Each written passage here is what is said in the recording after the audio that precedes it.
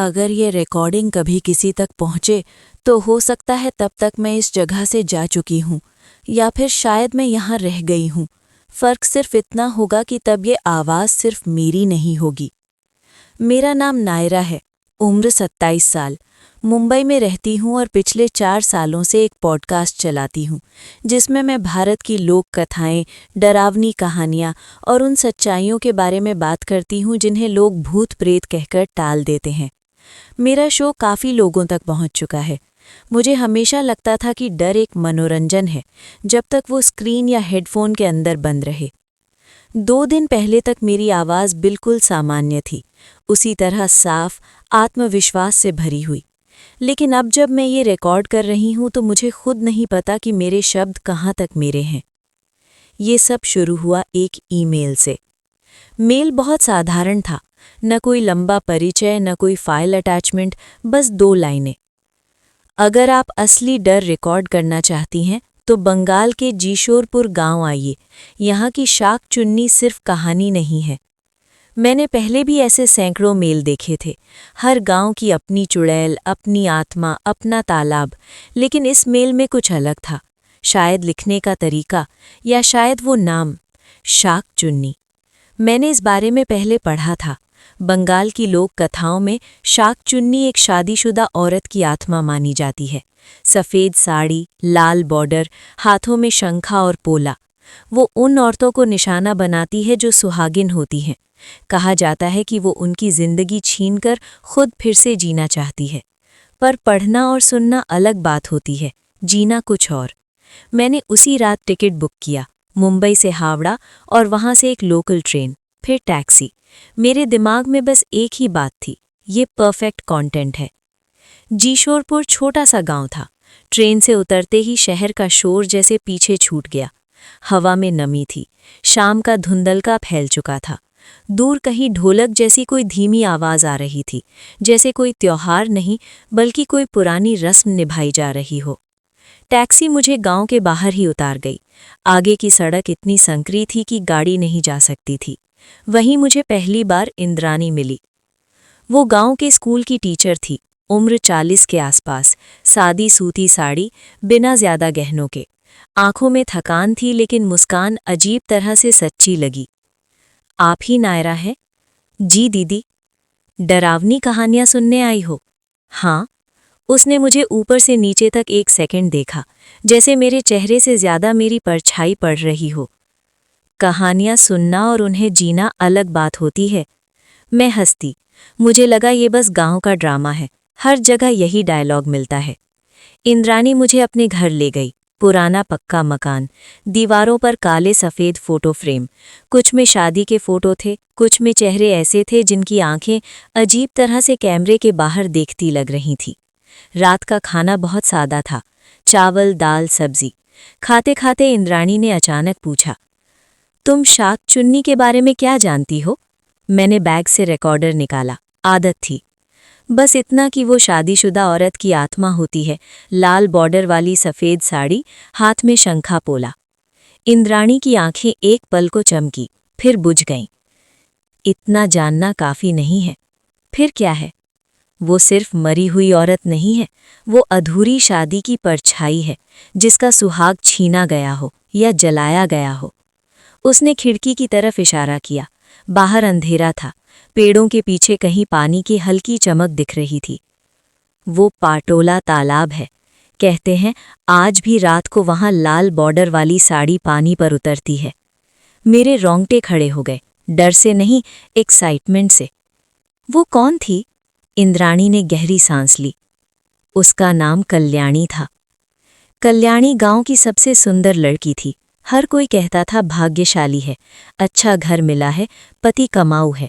लेकिन घर के अंदर क्या होता है वो कोई नहीं देखता। उसका पति चंदन शराबी था, दहेज के लिए मारता था, शक करता था, हर रात उसे याद दिलाता था कि वो उसकी चीज है। एक दिन तीज से 1 रात पहले कल्याणी ने व्रत रखा। उसने सोचा शायद भगवान उसका घर बचा ले। लेकिन उस रात चंदन और ज्यादा नशे में आया। किसके लिए सजती है तू? किसे दिखाती है खुद को? लड़ाई बढ़ती गई, गांव के पीछे पाटोला तालाब तक। अगली सुबह तालाब में सिर्फ एक लाल बॉर्डर वाली साड़ी तैरती मिली। लाश कभी नहीं मिली। चौथी रात एक नई बहू चीखती हुई गांव में भागी। उसने कहा तालाब के किनारे एक औरत खड़ी थी, भीगी साड़ी, गीले बाल, हाथों में चमकती चूड़ियां। उस दिन से उसका नाम पड़ा शाक चुन्नी। कहते हैं वो सुहागिन औरतों के शरीर में घुसकर उनकी जिंदगी चुरा लेती है। मैंने मुस्कुराकर कहा, परफेक्ट कंटेंट। इंद्राणी ने पहली बार सख्त आवाज में कहा, रात में अकेले तालाब मत जाना, खासकर अगर तुम कभी शादीशुदा रही हो। मैंने तुरंत कहा, मैं सिंगल हूं। कहते वक्त मेरी आंखें 1 सेकंड के लिए झपकी। मेरे दिमाग में रजिस्ट्रेशन ऑफिस की वो फाइल चमक गई। 2 साल पहले की कोर्ट मैरिज, फिर तलाक, बिना शोर के। मुझे लगा अब तो मैं किसी कैटेगरी में नहीं आती, पर इंद्राणी ने वो पल देख लिया था। उस रात लगभग 11 बजे मैं चुपचाप निकल पड़ी। रिकॉर्डर, कैमरा, टॉर्च सब तैयार। तालाब तक जाने वाली पगडंडी अंधेरी थी। पेड़ों के बीच जुगनू चमक रहे थे, मेंढकों की आवाज और पानी की धीमी हलचल। मैंने रिकॉर्डर ऑन किया। डे 1, रात 11 बजे। मैं पाटोला तालाब के पास हूँ। टॉर्च की रोशनी पानी पर पड़ी। तालाब एकदम शांत था। अचानक पानी की सतह पर कुछ हिला। कुछ सेकंड के लिए मुझे साफ लगा कि लाल किनारी का कपड़ा तैर रहा है। मैंने रोशनी पास लाई, कपड़ा गायब। शायद मेरी आंखें थक गई हैं। तभी पीछे पत्तों पर किसी के चलने की आवाज आई, जैसे साड़ी खिसट रही हो। मैं पलटी, कुछ नहीं। कैमरे की तरफ मुड़ी तो लेंस में अपने कंधे के पीछे लंबे गीले बालों का धुंधला प्रतिबिंब दिखा। मैं झटके से घूमी, फिर वही अंधेरा। दिल तेज धड़कने लगा। इतना काफी है आज के लिए। मैं वापस भागी। कमरे में आकर बैग खोला, SD कार्ड निकालने के लिए। जैसे ही फ्रंट पॉकेट खोली, फर्श पर 2 चीजें गिर पड़ी। एक सफेद शंख, एक लाल पोला। चूड़ियां ठंडी थीं, जैसे अभी पानी से निकाली गई हों। मेरे हाथ कांपने लगे। तभी दरवाजे पर दस्तक हुई। इंद्राणी अंदर आई। उसकी नजर सीधे मेरे हथेलियों पर गई। चेहरा सफेद पड़ गया। ये तुम्हें कहाँ से मिले? मुझे नहीं पता।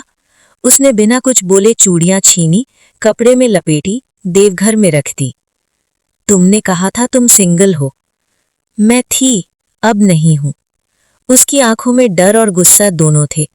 शाक चुन्नी के लिए फर्क नहीं पड़ता। उस रात कमरे की हवा भारी थी। नींद देर से आई, और जब आई तो सपना नहीं था, वो याद थी।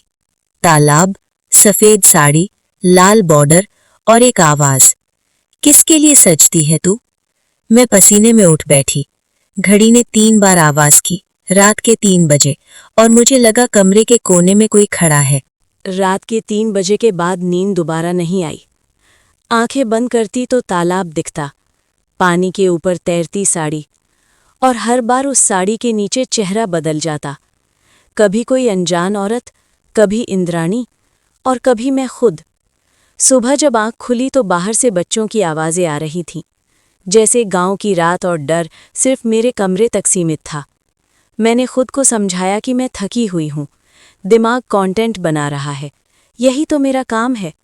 लेकिन हाथों में अजीब सी भारीपन था, जैसे कुछ पहना हुआ हो, जिसे मैं देख नहीं पा रही। नहाते वक्त मैंने कलाई देखी।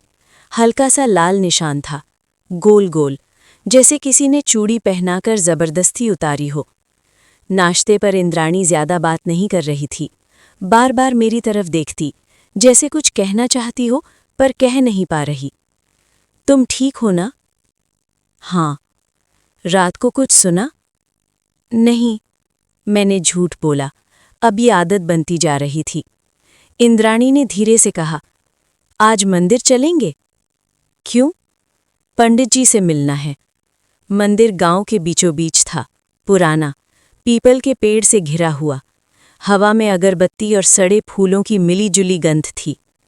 पंडित का नाम हराधन था, उम्र 50 के आसपास, आंखें छोटी लेकिन तेज, जैसे सामने वाले के अंदर तक देख रही हों।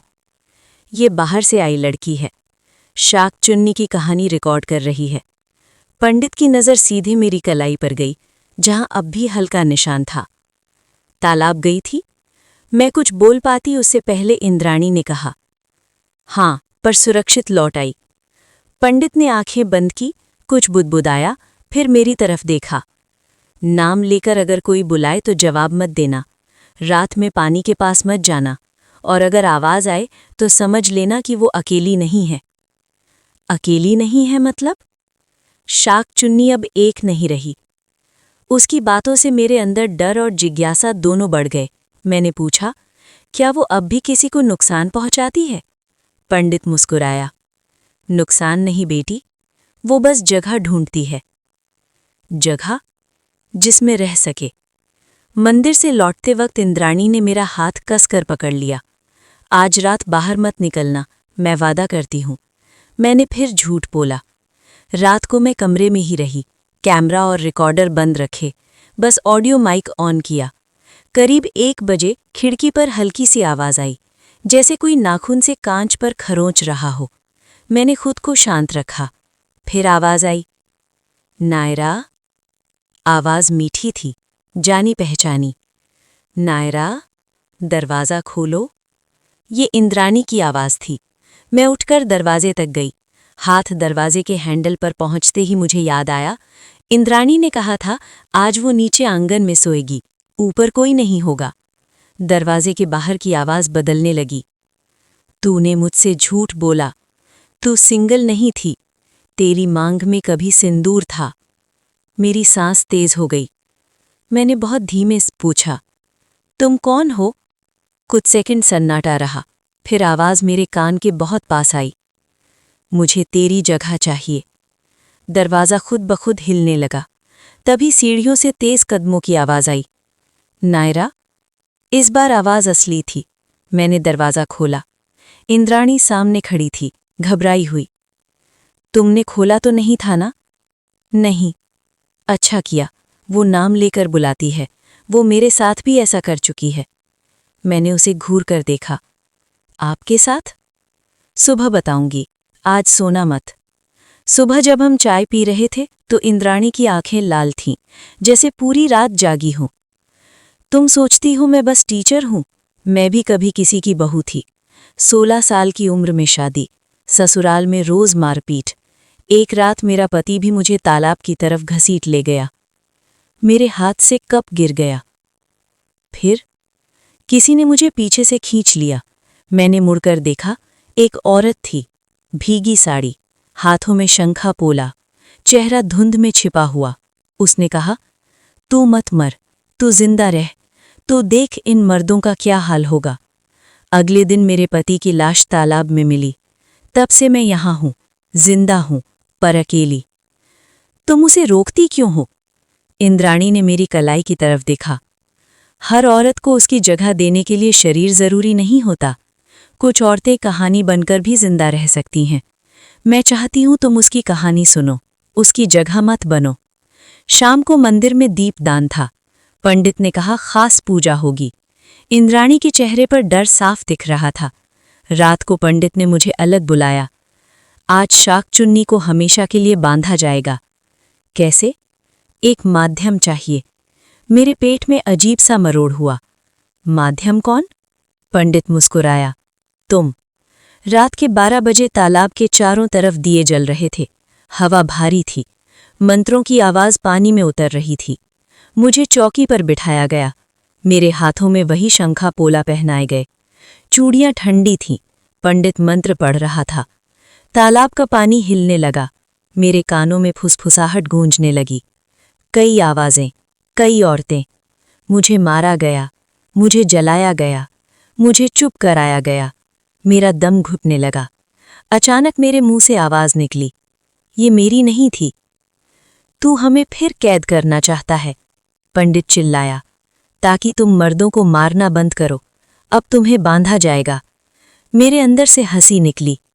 तो असली दानव तुम हो।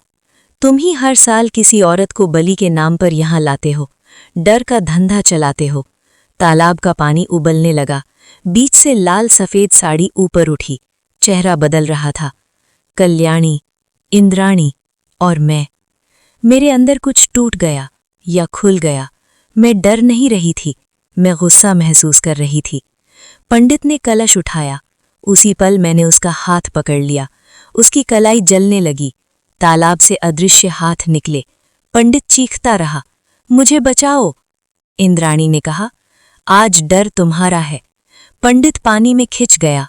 तालाब शांत हो गया। मैं जमीन पर गिर पड़ी। सब अंधेरा। आखिरी चीज जो मैंने देखी वो पानी में तैरता लाल पल्लू था और मुझे लगा वो मुस्कुरा रही है। ये अंत नहीं था, ये शुरुआत थी।